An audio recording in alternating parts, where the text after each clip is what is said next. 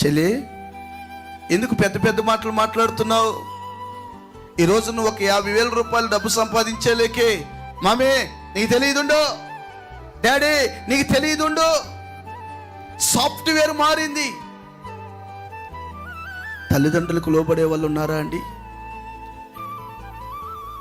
యవనస్తుడా, mummy చూస్తుండగానే ఫోన్లో అసహ్యకరమైన వీడియోలు చూస్తూ నేను బైబిల్ చదువుతున్నాను మమ్మీ అని చెప్పేవాళ్ళు లేకపోలేదు. 8th క్లాస్ చదివే పిల్లలు, 9th క్లాస్ చదివే పిల్లలు ఒక ట్యూషన్ టీచర్ చెప్తుంటే గుండె పగిలిపోయింది నాకు.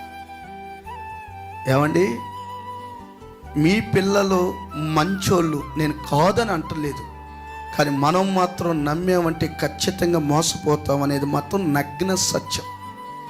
వారు ఎక్కడ పడిపోతున్నారో, ఎక్కడ ఏం చేస్తున్నారో ఖచ్చితంగా గమనించుకోవాలి తల్లిదండ్రులు.